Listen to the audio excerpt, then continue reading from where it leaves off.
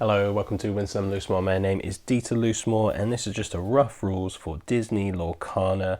I'm using stuff from the Rise of the Floodborn, the second set, just because I've mashed together a lot of the stuff from the first set. So these are pre-made decks that you can just buy as individual decks. I've got extra stuff, that's why this box won't be necessarily what you see, but it does come with it. Each deck will have its own little quick rules thing. There's a little link that you can use an app to help you learn, but this is all of the rules that there are. I'll refer to this a couple of times maybe if I need it. So each person within the deck, you get one of these player sheet things which allow you to track your lore. This is just a first 220 wins the game. Has 4 locations on it, where your deck goes, where your discards go, and then 2 rows of cards, your inkwell, which is your currency, if you like, and then the cards that you have in play. To start the game, you shuffle your deck and you draw 7. I've done so for my opponent already. What's that? That's 6, so 1 more. There are rules to discard these and start again if you want to. But cards are very simple. They are a few things. There is a cost in the top left. Some of them, in fact, do I have any examples? Yes. Will have the ring around the outside, some of them do not. That will come to, that's to do with inking. Each character has a colour, so a deck is constructed of a maximum of 2 colours, purple or amethyst I think they call it, and steel or grey. So they've got their cost, and then they have 2 numbers here. The one in the sun, the circle, is their attacking power basically, and then the one in the right is their health. They may have a power, so this one has payback, while this character has no damage on it, he gets +4 attack. And then on the right, usually for most of the character cards, there is a number of lore that you get if you quest with them. There are a few different types of cards, so this is not a character, it is an item. They come out the same way, but work slightly differently. On your turn, normally the first thing you would do is to ready all the cards that have been used. I don't have any cards out, this is the beginning of the game, and I would normally get to draw a card. As I'm the first player in the first turn, I don't draw a card. That's just a way of balancing that thing out. I then get to, if I want to, add 1 and a maximum of 1 ink to my inkwell. I cannot use the mouse armor because it does not have the circle around it, but I can ink any other. I'm going to ink this number 4 because it's going to be, in theory, 4 turns before I could ever use a 4 because it costs me ink to do stuff. So I've added 1. Now, next thing I can do is use that ink to bring out a card. As it turns out, thankfully, I do have a cost 1 card, Tiana, here. So I'm going to use that ink and I rotate it to show that I've used it to bring out Tiana. Now, because the theme is that we are bringing these pictures to life, the first thing I'm doing by bringing it out is creating that image with the ink. It's a relatively simple drawing, painting, so it only cost me 1, but it now has to dry. So I cannot use it immediately this turn. That is all I can do. That is essentially my turn over. My opponent's going to do the same thing, ready, can't, but they are going to draw. They're going to have a look. They also have a number 1, that's helpful. They're going to keep that number 5. They're going to ink the knock, and they're automatically going to use it to bring out, well, they have 2 of the same one, owl. They too need to dry. They're going to go there. At the beginning of my turn, everything readies. This is now fine. It's dry, I can use it. I draw a card. I get to ink something. I have another Tiana that's cost 1. I actually have some cost 2 things, so let's ink that. So I now have 2 ink available to me. It grows like this each turn, and I'm going to use both inks to bring out Madam Mim.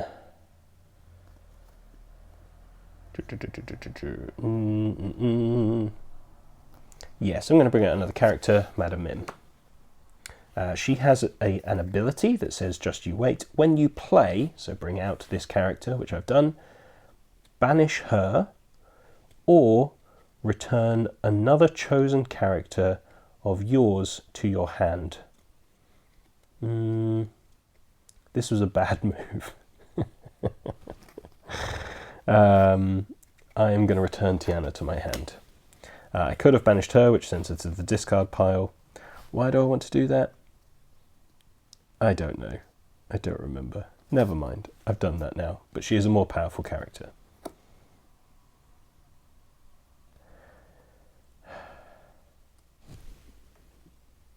Okay.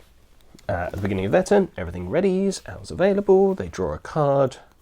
And they get to ink one card. They are going to ink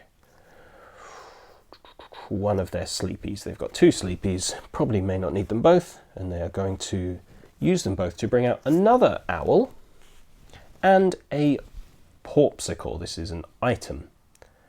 It says when you play this item, you may draw a card.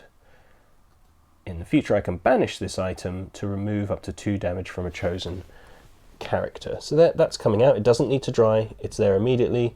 When I play it, draw a card. So I get to draw a card.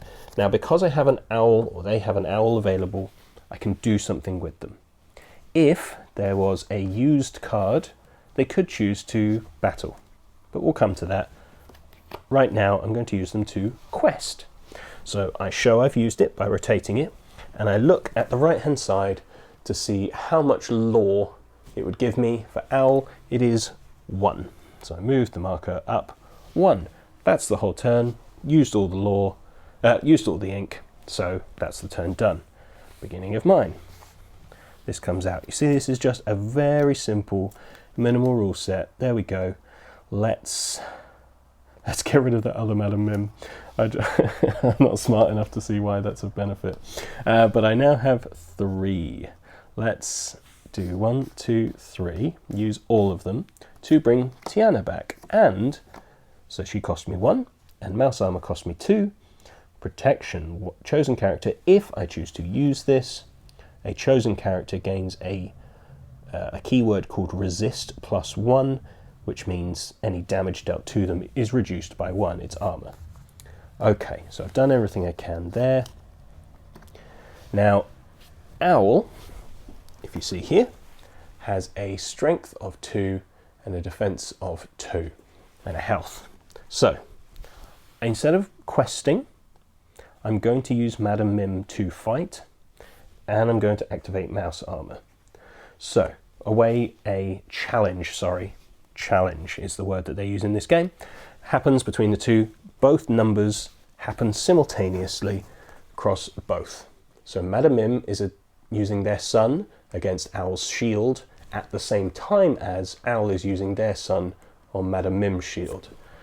So Madam Mim is doing 3 attack to Owl, which just for now I'm just going to put that -3 on it. At the same time, Owl is doing 2 attack on Madam Mim. Now Mouse Armor reduces that by 1, so we've got 1. And now look, do the numbers exceed their health?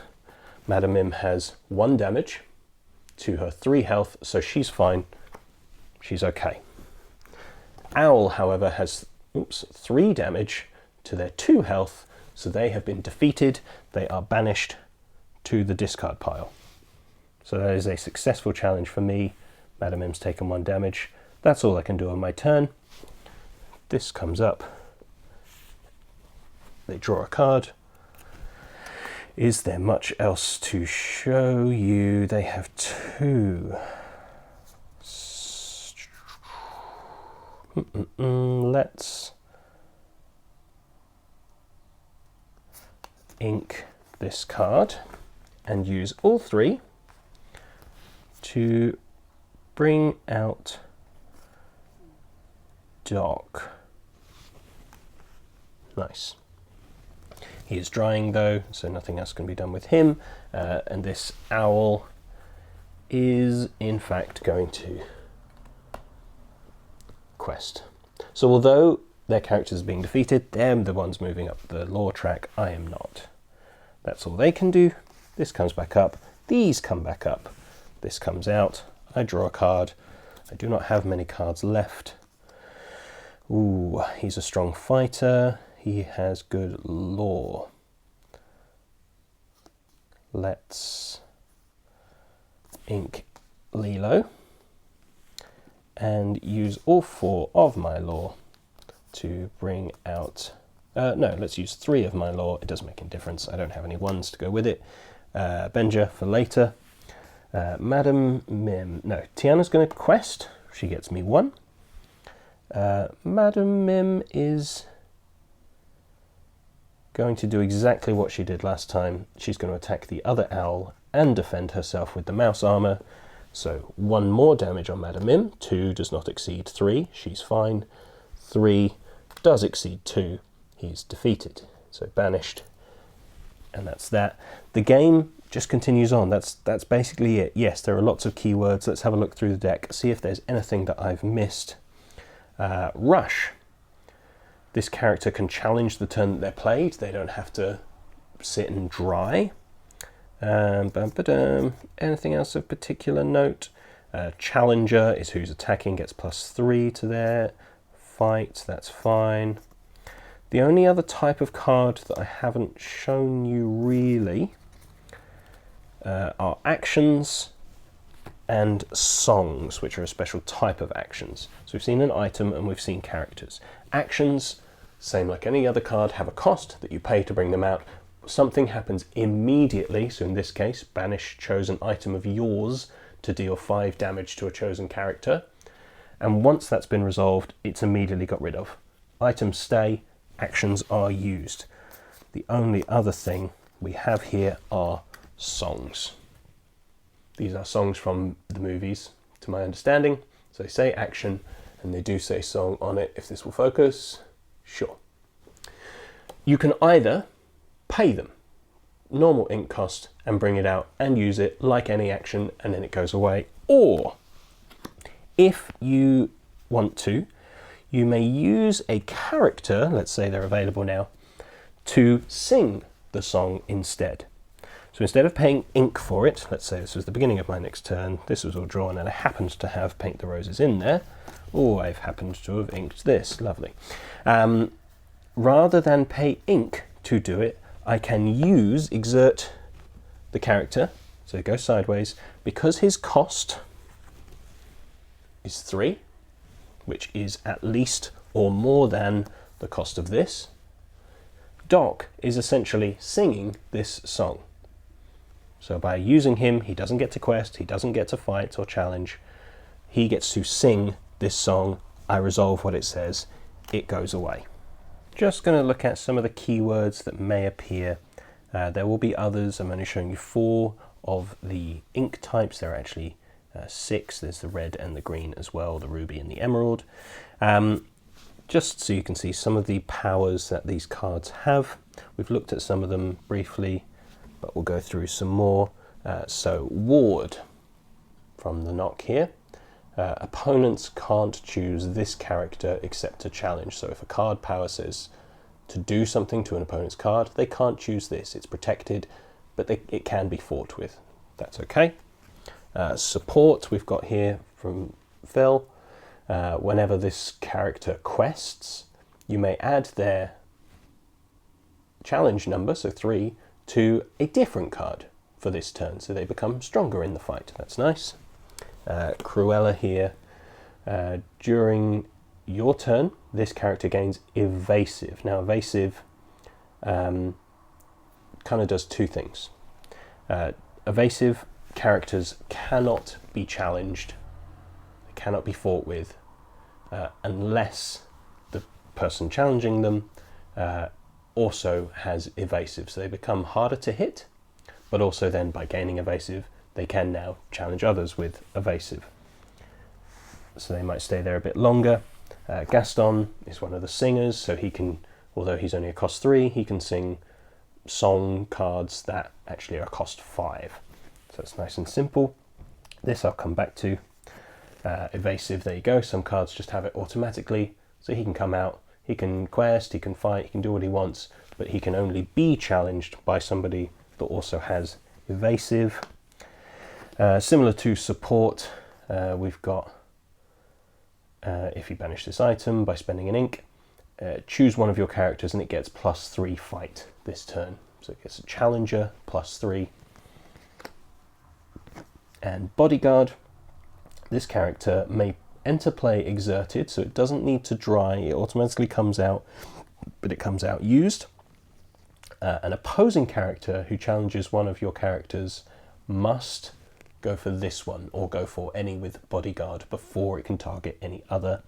And as we've seen before, resist +1, any damage dealt to this is reduced by 1. That's really helpful. Now what I've left out here is the Queen. This card actually has nothing on it. What you do get sometimes are shift cards. So the keyword shift. So this would be a cost 5 card. You could just pay 5 ink if you have it, but shift cards allow you to get more powerful cards out earlier. If I already have in play a version of the Queen, they must be the same name, the Queen. They have little sub-names. This is Royal Monarch, this is Commanding Presence. If I already have this, I can actually, in this instance, pay 2 instead of 5 to play this on top of a character called the Queen. So actually I can get a 5 cost out kind of by turn 2 if I happen to draw them both. Turn 1, have brought out the Queen. Turn 2, use the shift power to turn this Queen into this, the Queen.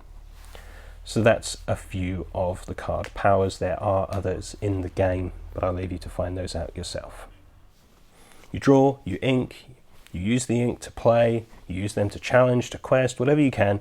First person to get their lore up to 20 is the winner. That is how you play Disney Lorcana.